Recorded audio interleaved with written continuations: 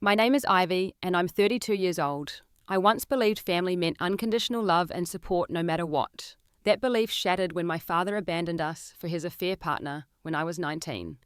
Now, after 13 years of silence, he's demanding reconciliation like nothing happened, even though he excluded me from my grandmother's funeral and blamed me for everything wrong in his life. The audacity of his message left me shaking. Before I share my story, I'd love to know where you're watching from. Hit that subscribe button if you've ever had to protect your peace from toxic family members, and let's support each other through healing. Growing up in our small Massachusetts town, I thought we were the perfect American family. My father, James, was the charismatic high school principal everyone respected. Mum, Diana, was a dedicated elementary school teacher who somehow balanced work with making our house a warm, loving home. My younger sister, Sophie, 4 years my junior, completed our family picture. We seemed blessed with everything a family could want. Some of my fondest memories were our annual summer vacations to Cape Cod. Dad would rent the same beachfront cottage every year, and we'd spend 2 weeks swimming, building sandcastles, and eating ice cream on the boardwalk. At night, we'd gather around a bonfire, and Dad would tell elaborate stories that had Sophie and me captivated. Mum would look at him with such adoration during these moments, and I remember thinking I wanted a love like theirs someday. But the most special part of my childhood was my relationship with my paternal grandmother Margaret, whom I called Nana. She lived just a few blocks away in a cozy Victorian house, filled with the smell of fresh-baked cookies and the warmth of unconditional love. Every Sunday after church, we'd have dinner at her house, and afterward, while Mum and Dad chatted with Nana in the living room, Sophie and I would explore the attic, discovering treasures from the past. Nana and I had a special bond. When I turned 12, she gave me a beautiful journal with a lock and key telling me every woman needs a safe place for her thoughts. I wrote in that journal every night, often about my hopes and dreams, but also about the things that worried me.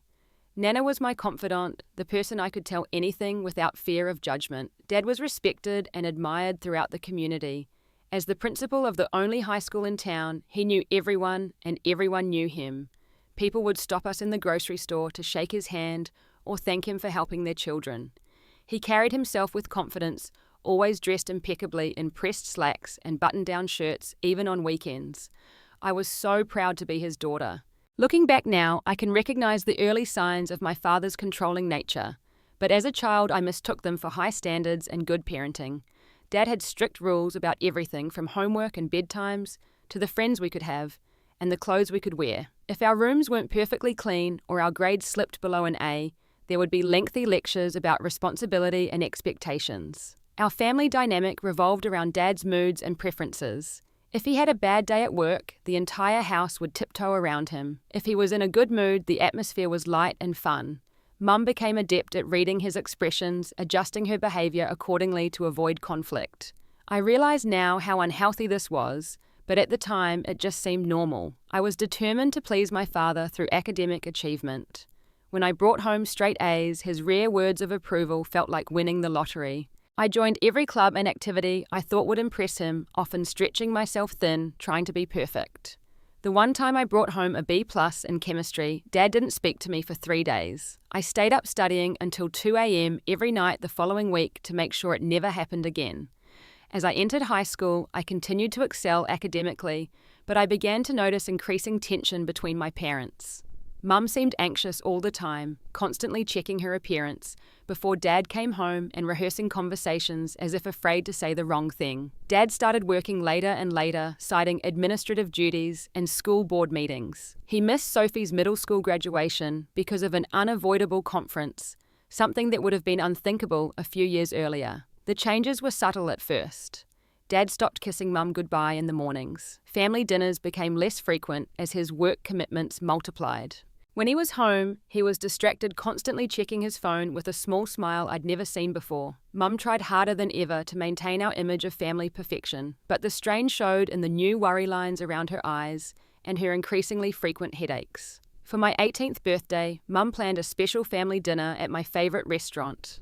Dad showed up 45 minutes late, barely touched his food, and kept checking his watch. Before dessert arrived, his phone buzzed and he announced there was an emergency meeting at school he couldn't miss.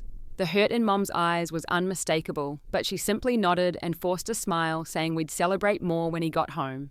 He never returned that night, claiming the meeting ran late and he'd crashed in his office. I pretended to believe him for Mum's sake, but deep down I knew something was very wrong. My freshman year at nursing school was both exciting and challenging. I'd chosen a university just an hour away, close enough to come home on weekends, but far enough to have my independence. I loved my classes and was making new friends, but each time I returned home, the atmosphere felt increasingly strained. Mum tried to maintain her cheerful demeanour, but I noticed how she'd been losing weight, her clothes hanging loosely on her frame. She'd paste on a smile whenever I asked if everything was okay, insisting she was just busy with work. Sophie, now 15, had become withdrawn and spent most of her time in her room. Dad was rarely home during my visits, always claiming work obligations or community events. Everything changed during Thanksgiving break of that first semester. I was helping Dad set the table while Mum finished cooking dinner. When his phone chimed, he stepped into his study to take the call. After 15 minutes, I went to tell him dinner was ready and found his phone on his desk screen still illuminated. I hadn't meant to pry, but the message preview caught my eye. Miss you already. Last night was amazing. Can't wait for our future together. Love, A. My stomach dropped. I stood frozen, unable to process what I was reading. Just then, Dad returned and saw me near his phone. His face transformed from surprise to anger to a forced calm in seconds. That's Private Ivy, he said sharply, pocketing the phone. Let's eat dinner. Throughout the meal, I couldn't stop thinking about that message. Dad acted completely normal, complimenting Mom's cooking and asking about my classes, but there was something performative about it all. After dinner, when Sophie went to a friend's house, I found Mum folding laundry in their bedroom, her movements mechanical, her eyes vacant. Mum, I said gently, sitting beside her on the bed. What's going on with you and Dad? She continued folding for a moment, then her hands stilled. When she looked up, her eyes were filled with tears. I wanted to protect you girls, she whispered. I thought maybe he would come to his senses. Over the next hour, the truth spilled out. Dad had been having an affair with Amanda, the school counsellor, for nearly 2 years.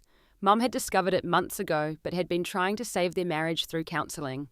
Dad had recently informed her he wanted a divorce, but had asked to wait until after I started college to avoid disrupting my education. The betrayal cut deep.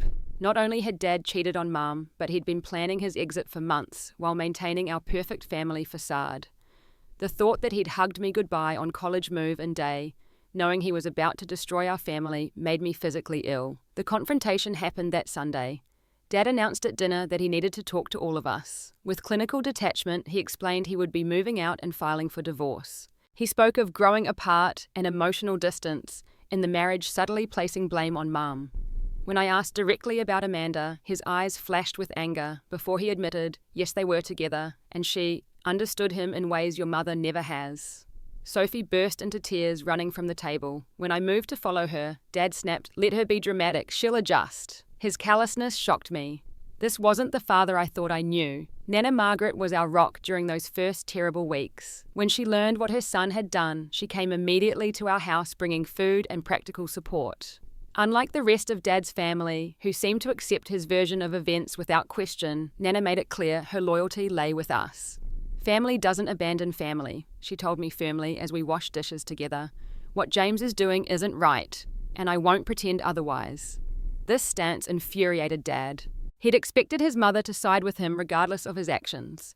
When she refused to meet Amanda or validate his choices, he began limiting his visits and calls to her, punishing her for her loyalty to us. Dad moved out on Christmas Eve, leaving Mum to explain to extended family why he wouldn't be at holiday gatherings. I took a semester break from nursing school to help Mum and Sophie cope. Our once joyful home became a place of grief, all three of us moving through the days in a fog of betrayal and loss. When Dad did visit, it was to collect more of his belongings or discuss divorce logistics with Mum. He attempted to justify the affair numerous times, claiming he deserved happiness, after sacrificing for the family for so many years. Each explanation was more self-serving than the last, revealing a narcissism I'd never recognized before. Amanda began appearing at family events uninvited. She showed up at Sophie's school choir concert, standing beside Dad like she belonged there. When Mum's birthday came around, Dad brought Amanda to the restaurant where we were celebrating, insisting they join us because we all need to get used to the new normal. The humiliation on Mum's face as she sat across from her husband's mistress was something I'll never forget. The situation reached a breaking point when Dad demanded I respect his choices and treat Amanda with courtesy. During a heated argument in his new apartment where he'd asked me to come alone, he delivered an ultimatum: accept his relationship with Amanda or lose his financial support for college. "You're an adult now, Ivy," he said coldly, "and adults understand that relationships change. Amanda is part of my life, which means she's part of yours too. If you can't accept that, then perhaps you're not mature enough for me to keep funding your education." I was stunned by the manipulation. "So you're saying you'll only be my father if I pretend what you did wasn't wrong, if I welcome the woman you cheated with?" His expression hardened. "I'm saying I expect loyalty and respect from my daughter. Amanda makes me happy. If you really loved me, you'd want that for me." I walked out of his apartment that day with my decision made. I would find a way to pay for school myself. No amount of money was worth sacrificing my integrity or betraying my mother and sister by validating what he'd done. The following months were the hardest of my life. Without Dad's financial support, I had to take a semester off from nursing school to work full-time and save money. I found a job as a nurse's aide at a local hospital, working 12-hour overnight shifts. When I returned to school, I maintained that job on weekends and added a position at the campus coffee shop between classes. I was constantly exhausted, but determined not to let my father's betrayal derail my future. Mum was struggling with depression and financial hardship. The divorce settlement wasn't finalised, and Dad was providing only the minimum required for child support for Sophie. The contrast between our situation and his new lifestyle was stark.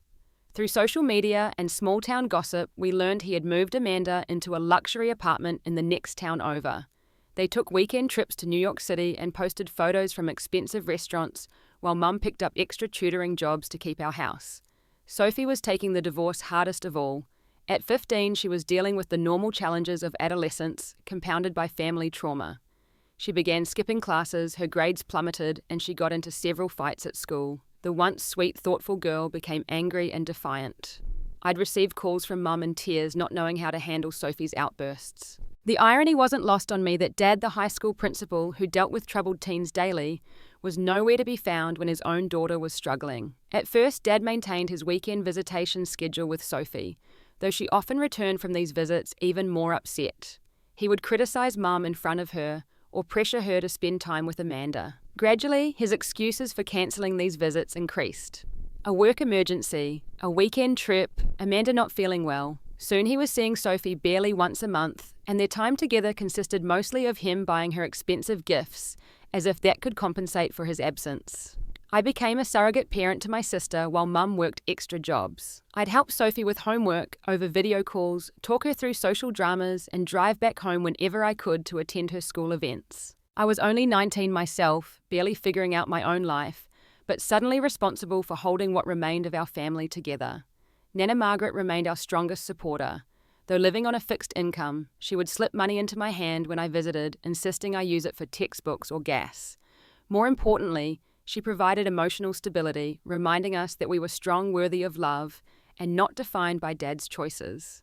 She kept framed photos of Sophie and me prominently displayed in her living room, while pictures of Dad were noticeably absent. As Sophie's relationship with Dad deteriorated, his resentment toward me grew.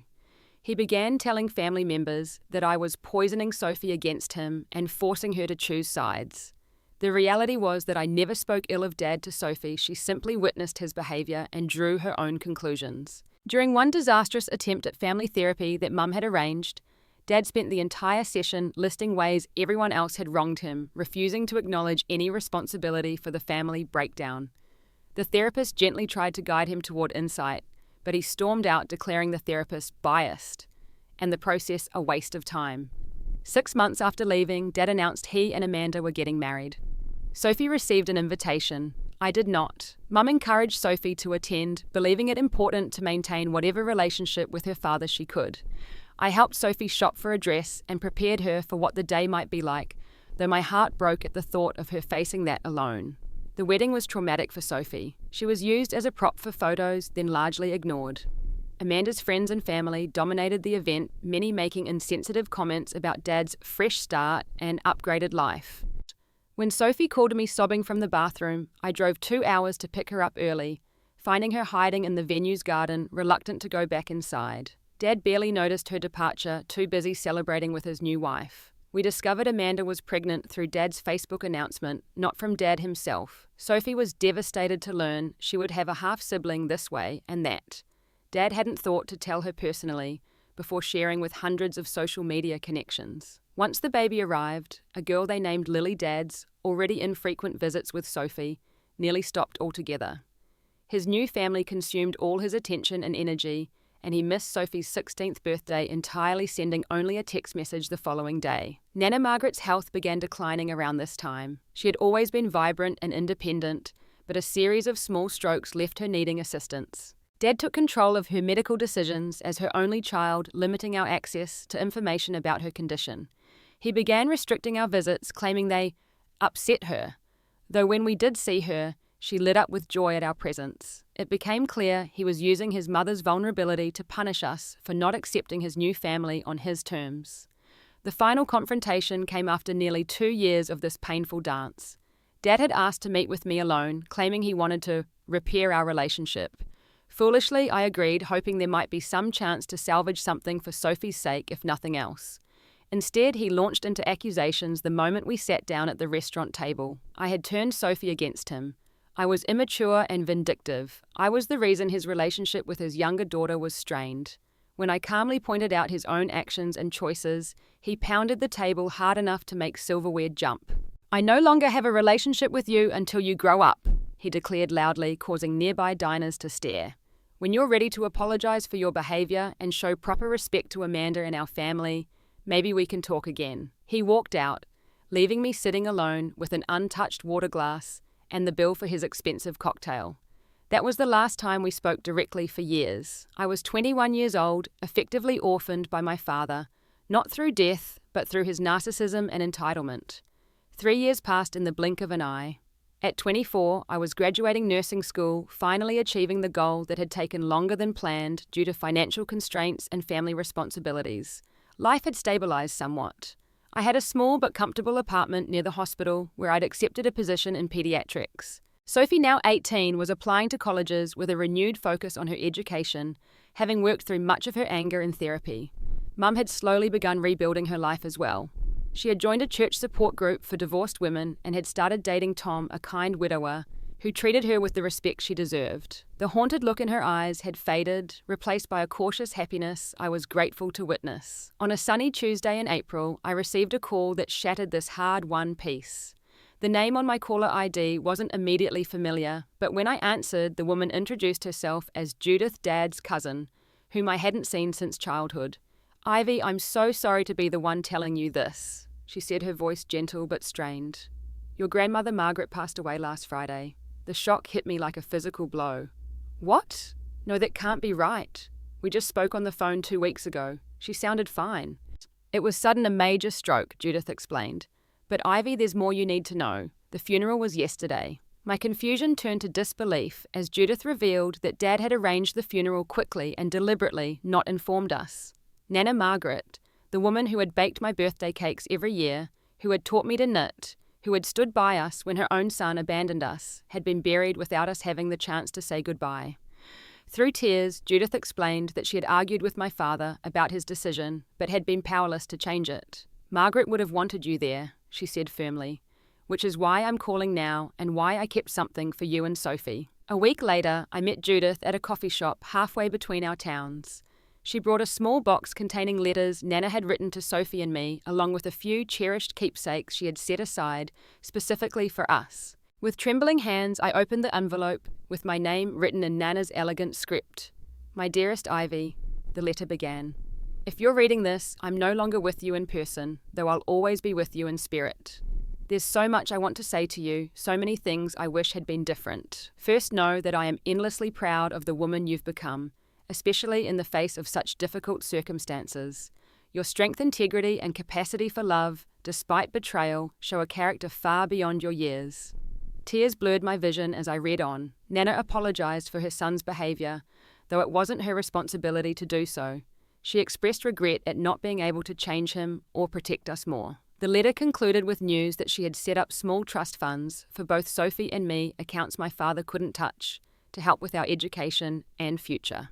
"Remember, Ivy," she wrote in closing, "family is not always defined by blood, but by love, respect, and presence. Create your family with those who choose to stay, who choose kindness, who choose you. I chose you, dear one, every day, and I'm only sorry I couldn't stay longer. The grief I felt was complicated by anger and betrayal. Not only had Dad robbed us of the chance to say goodbye to Nana, but he'd tried to erase our place in her life entirely. Mum Sophie and I created our own private memorial service in our living room, sharing memories of Nana and reading her letters aloud. It was healing, but insufficient.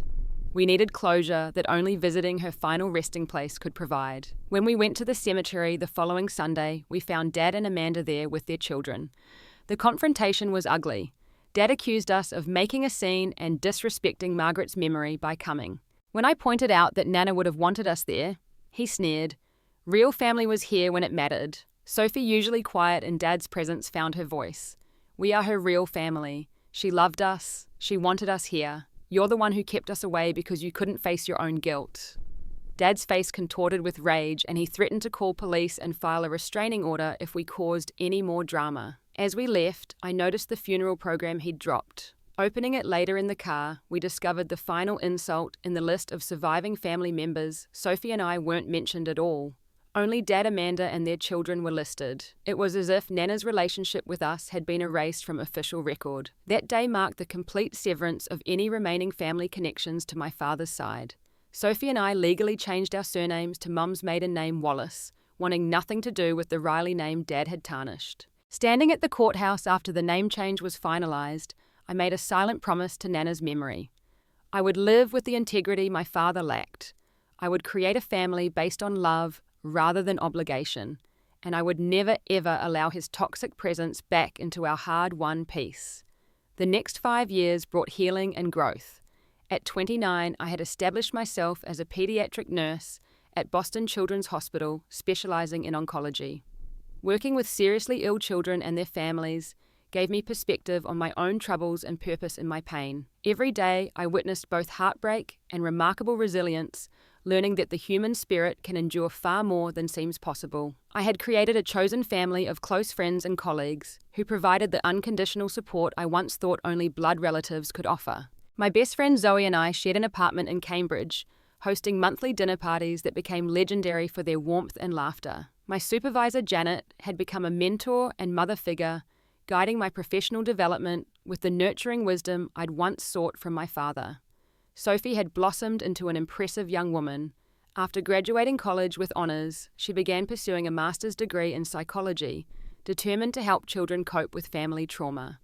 The angry, hurting teenager had transformed into a compassionate, insightful adult with a particular gift for connecting with troubled youth. We remained incredibly close, speaking almost daily and meeting for Sunday brunches whenever our schedules allowed.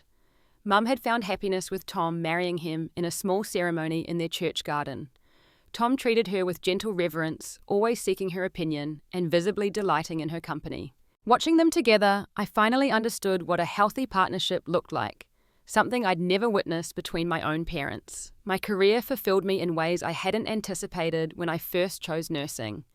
Working primarily with children fighting cancer, I found myself drawing on my personal experience with loss and betrayal to connect with families in crisis. I could sit with a parent receiving devastating news and truly understand their feeling that the world had stopped turning. I could help a child express anger or fear without being frightened by their emotions because I'd navigated my own. Pain that had once seemed senseless now gave me unique tools to serve others. It was at the hospital that I met Michael, a pediatric surgeon with kind eyes and a quiet confidence that immediately drew me to him. Our relationship developed slowly, both of us cautious by nature and experience. Michael had lost his first wife to the same type of cancer they had both specialized in treating, giving him his own hard-earned wisdom about grief and resilience. What struck me most about Michael was his healthy, loving family.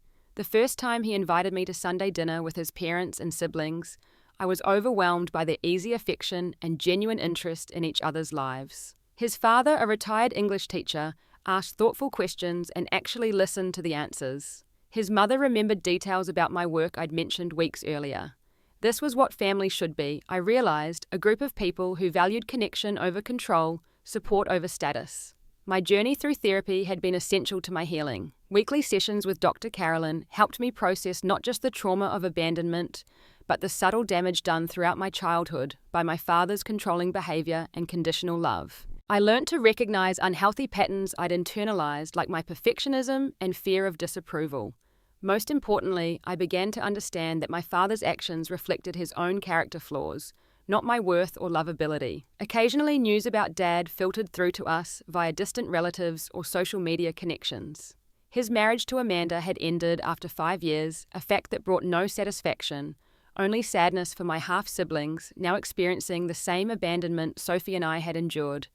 He had remarried quickly, a woman named Patricia, who was apparently wealthy from a family business, and had moved to her estate in Connecticut. Third time's the charm, I thought bitterly when I heard, then felt ashamed of my cynicism. Holidays became occasions for creating new traditions rather than mourning old ones. Mum, Tom, Sophie and I would celebrate Christmas at a different location each year, from a cabin in Vermont to a beach house in Florida. Michael joined these gatherings once our relationship became serious, fitting seamlessly into our unconventional family. We focused on experiences rather than gifts, building memories untainted by past betrayals. Sophie and I maintained our connection to Nana Margaret by visiting her grave on her birthday each year. We would bring her favourite yellow roses and spend time telling her about our lives' achievements and challenges. These visits became less painful over time, transforming into a celebration of her influence rather than a reminder of loss. The healing process wasn't linear. There were still nights when childhood memories would surface in dreams, leaving me tearful and disoriented upon waking. Certain triggers, like seeing a father teaching his daughter to ride a bike, or hearing specific phrases my dad used to say, could still activate a deep ache of abandonment. But these moments grew less frequent and less intense as I built a life defined by my choices rather than my wounds. Michael and I began discussing marriage and family conversations that brought both joy and fear. What if I don't know how to be a good parent? I asked him one night as we sat on his balcony watching the Boston skyline. What if I'm carrying damage I don't even recognize? He took my hand, his expression serious but gentle. You know what not to do, he pointed out. That's more awareness than many people start with. And you have so much love to give, Ivy. I see it every day with your patience, with Sophie, with everyone you care about. Our children would be so lucky to have you as their mother. The fact that he had such confidence in me, that he could envision our future family with such certainty, was a powerful antidote to years of being told I wasn't enough. Slowly, I was beginning to believe that the cycle of abandonment could end with me, that I could create something better than what I had experienced. Sophie's engagement to her partner Drew was another milestone in our journey. When she asked me to be her maid of honor, presenting the question with a custom mug reading, "Will you be my person officially?" I burst into happy tears. Planning her wedding became a joyful project, especially meaningful because we were creating a celebration that honored love and commitment in a way our parents' marriage ultimately had not. Looking back at the frightened 19-year-old I had been when my father first left, I barely recognized her. The journey from betrayal to healing had transformed me in ways both painful and profound. I had learned that forgiveness isn't about excusing harmful behavior, but freeing yourself from its continued power over you. I had discovered strength I never knew I possessed, and built a life my younger self couldn't have imagined possible. The Facebook message arrived on an ordinary Tuesday, 13 years after my father had walked out of that restaurant, declaring me dead to him until I grew up. I was reviewing patient charts on my lunch break when the notification appeared on my phone. James Riley. A name I had trained myself not to react to, now suddenly illuminated on my screen. My hands trembled slightly as I opened the message, unsure what could possibly break 13 years of silence. The words that filled my screen left me breathless with disbelief and rising anger. Ivy, it's been long enough. I think it's time we put the past behind us and move forward as a family again. I've stopped resenting you for your attitude during the divorce and expect you can do the same regarding my choices. Amanda and I split years ago, something you would know if you'd maintained contact with your father. My marriage to Patricia is ending as well. I'm approaching 60 and realizing the importance of family connections. I'd like to be included in holidays going forward, and to meet this, Michael, I hear you're serious about. We should also discuss your influence over Sophie, as her refusal to communicate with me has been very hurtful. I'm willing to forgive the years of alienation if you're ready to take responsibility for your part in our estrangement. This is your chance to have a father again. Don't waste it. The audacity was breathtaking. No apology, no acknowledgement of keeping us from Nana's funeral, No recognition of his abandonment or the pain he'd caused. Instead, he positioned himself as the wounded party graciously offering forgiveness for imagined wrongs. The entitlement radiated from every word, along with the familiar manipulation tactics. My chance to have a father again, as if that were a prize to be earned through submission to his narrative. My body reacted before my mind could fully process the message.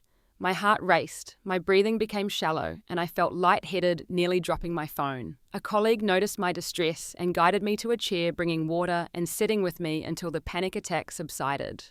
I couldn't explain what had triggered it. The words stuck in my throat, the message too private and painful to share in that moment. That evening, I called my therapist for an emergency session.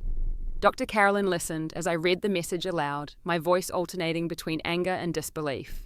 "What's your immediate reaction to this beyond the physical response you had?" she asked when I finished. "Rage," I admitted. Pure rage that he thinks he can walk back into my life, making demands, taking no responsibility, and somehow position himself as the victim. And fear too. Fear that he'll disrupt everything we've built without him.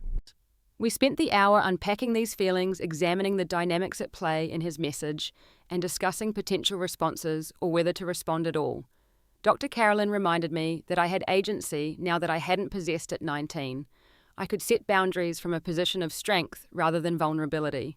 "Whatever you decide," she said as our session ended, "remember that you're no longer the young woman who needed his approval or support. Your worth isn't dependent on his recognition." I shared the message with Sophie that weekend over brunch, watching her face cycle through the same emotions I had experienced. "He sent me something similar," she confessed, pulling up her own unread message. I couldn't bring myself to open it. I just knew it would be more of his reality distortion. When she read her message, it was indeed similar, though with added guilt trips about her responsibilities as a daughter and his right to be part of her wedding plans.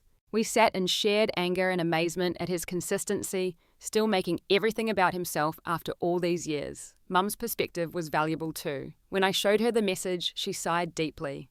"James hasn't changed at all," she observed. "He still believes he's the center of everyone's universe, that people exist to fulfill his needs rather than as independent beings with their own lives and feelings." What troubled me most was discovering my father had apparently been stalking my social media to learn about Michael. My profiles were set to private specifically to avoid such intrusions, meaning he had likely been getting information from mutual connections or distant family members.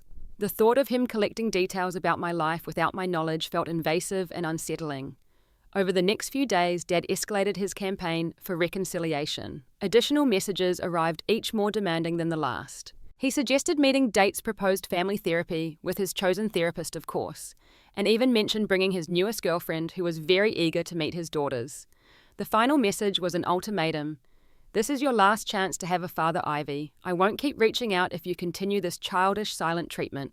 Family forgives, and it's time you learned that lesson." After a week of consideration, consultation with my support system, and careful reflection, I composed my response. I wanted it to be clear and final, neither reactive nor emotional, though I felt both in abundance. I wrote and rewrote until the words captured exactly what I needed to say. "James, I received your messages. To be absolutely clear, you are not welcome in my life. You forfeited the title of father when you abandoned your family, alienated me from my grandmother, and excluded me from her funeral. You've shown no remorse, taken no responsibility, and offered no genuine apology for any of these actions. Instead, you've continued to blame others for the natural consequences of your choices. Real fathers don't disappear for 13 years, then demand relationship on their terms. Real fathers don't use financial support as a weapon. Real fathers don't erase their children from family records or prevent them from saying goodbye to beloved grandmothers. You've been dead to me since the day you made that choice. This message is simply the funeral notice. Do not contact me or Sophie again. Any further attempts at communication will be considered harassment." I blocked him on Facebook immediately after sending the message, then systematically blocked his number, email, and any other potential avenue of contact. Sophie did the same. We strengthened our social media privacy settings and informed close friends and family of our decision to maintain no contact, asking them to respect our boundaries, by not sharing information about us with him. It was the final closing of a door that had been effectively shut for 13 years, but the formality of it brought unexpected peace. No more wondering if someday we might reconnect, no more occasional pangs of what if. The decision was made, the boundary firm, the chapter truly closed. In the weeks following my father's unexpected messages, I experienced a range of emotions I hadn't anticipated. There was the expected anger and resentment, but also a surprising sense of liberation. By formally acknowledging there would never be reconciliation, I had freed myself from the last lingering threads of hope that someday, somehow, my father might become the person I needed him to be. My therapist helped me navigate this emotional landscape. "What you're feeling is grief, doctor," Carolyn explained during one session. "Not for the relationship you lost, but for the one you never had. You're grieving the father who should have been there, who should have loved you unconditionally." This framing helped me process my feelings without judgment. I allowed myself to mourn the father I deserved, but never had, while simultaneously celebrating my freedom from the toxic father who had actually existed in my life. Sophie and I drew closer through this shared experience. Where once we had tiptoed around the topic of our father afraid to trigger each other's pain, we now spoke openly about our feelings and memories. These conversations were sometimes painful, but ultimately healing, allowing us to rewrite our understanding of the past through adult perspectives rather than wounded children's eyes. "I used to think I wasn't good enough," Sophie confessed during one of our Sunday brunches, "that if I had been smarter or prettier or more accomplished, he would have stayed. But now I see that nothing would have been enough because the problem was never us." I reached across the table to squeeze her hand. "I spent years trying to be perfect, thinking that was the price of love. It took a long time to understand that real love doesn't come with conditions." Michael proved himself to be the partner I needed during this vulnerable time. He never pressured me to share more than I was ready to, never offered simplistic advice to just forget about it, and never suggested I should reconcile for the sake of peace. Instead, he listened, held me when the emotions became overwhelming, and consistently reinforced that my boundaries were valid and important. When he proposed 3 months later, kneeling beside me on a quiet beach at sunrise, his words reflected how deeply he understood my journey. "I want to build a family with you, Ivy," he said, holding out a ring that had belonged to his grandmother. "A real family based on respect and unconditional love. I promise to be present, to listen, to value your voice and feelings. I can't erase the pain in your past, but I can stand beside you as you create a different future." Mum, who had watched me struggle for so many years with the aftermath of Dad's betrayal, cried happy tears when I showed her the engagement ring. "This is what healing looks like," she said, embracing me. "Not forgetting the hurt, but not letting it determine your future either." In my professional life, I found myself increasingly drawn to supporting families in crisis. I joined a hospital committee focused on helping children and parents navigate serious illness, developing programs that addressed not just physical needs, but emotional ones. My personal experience with family trauma gave me insights many colleagues lacked, allowing me to advocate effectively for comprehensive support systems. I also began volunteering with a support group for adult children of narcissistic parents. Initially attending as a participant, I eventually became a co-facilitator, sharing my story and the coping strategies that had helped me heal. Watching others recognize their own experiences and mine and begin their healing journeys was profoundly rewarding, transforming my pain into purpose. One particularly healing exercise came from this group. We were encouraged to write letters to people we couldn't or wouldn't actually communicate with, expressing everything we needed to say. I wrote a lengthy letter to my grandmother telling her about my life, my engagement, my hopes for the future, and how much I still missed her wisdom and love.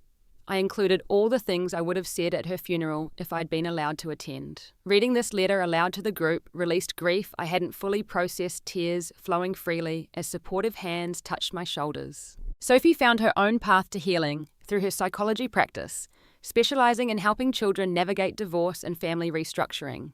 She became known for her innovative approaches to therapy, using art and play to help children express feelings they couldn't verbalize. The wounded 15-year-old who had once punched walls in frustration now guided other hurting children toward healthier expressions of their pain. My relationship with Michael deepened as we planned our wedding and future together. We had hard but necessary conversations about parenting, both determined to create a family environment different from what I had experienced. Michael's unwavering belief that I would be an excellent mother gradually helped quiet my fears of repeating dysfunctional patterns. "You know what healthy love looks like now," he reminded me one evening as we discussed our hopes for future children. "You've done the work to understand what went wrong in your family of origin.